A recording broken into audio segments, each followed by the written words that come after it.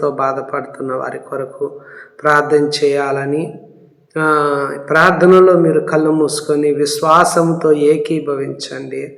ప్రభు మీ జీవితాల్లో నేను దేవుని వద్దకు వచ్చాను, ఆయన ఉన్నాడు, వెదికేదాన్ని ఫలమిస్తాడని నమ్మకంతో ఏకీభవిస్తే మీరు ప్రభు తప్పనిసరిగా మీకు స్వస్థతను ఇస్తాడు. ప్రేమ గల తండ్రి, దయగలిగిన ప్రభువా నీకు స్తోత్రములు. కనికరం చూపు తండ్రి.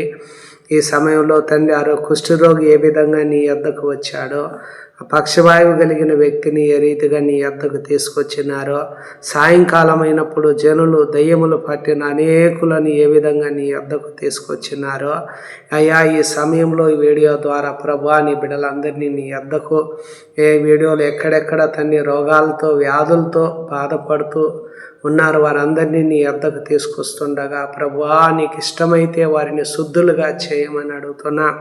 అయ్యా, నీ బిడ్డలు తన్ని నీ ఎదుట దీన మనస్కులై ఉండాలి, తమను తాము తగ్గించుకోవాలి, విశ్వాసముతో నీ సన్నిధిలో వారు మొరపెడుతుండగా ప్రభువా అయ్యా నీకు ఇష్టమైతే వారిని శుద్ధులుగా చేయమని అడుగుతున్నామయ్యా.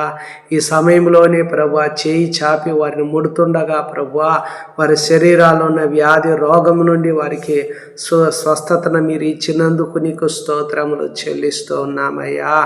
అదేవిధంగా ప్రభువా నిజంగా తండ్రి నీ బిడ్డలు నీ యొద్దకు తీసుకొస్తున్నామయ్యా. మేము నీ యొద్దకు రావడానికి యోగ్యులము కాము, నువ్వు మా యొద్దకు రావడానికి పాత్రులని ఎంచుకోలేదయ్యా.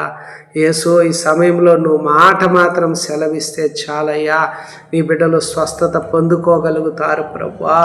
అయ్యా, నీ మాటలను మేము నమ్ముతున్నాము రాజా. ఆ రోజు నీ మాట వలన అనేకుల్లో ఉన్న దెయ్యాలు వెళ్ళగొట్టి రోగులందరినీ నువ్వు బాగు చేసినావయ్యా. అయ్యా, నీ మాటలను మేము విశ్వసిస్తుండగా ప్రభువా నీవు విశ్వసించిన ప్రకారం నీకు అవునుగా కన్నావు గనక నీ బిడ్డలు నమ్ముతున్నారయ్యా. విశ్వసిస్తుండగా ఈ గడియలోనే వారికి స్వస్థత నువ్వు ఇచ్చినందుకు నీకు స్తోత్రములయ్యా.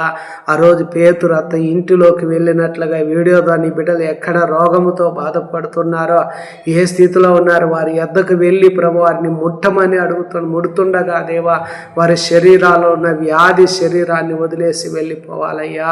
వాళ్ళ బలహీనతలన్నీ సిలువలో వహించావు, రోగాలు భరించావయ్యా.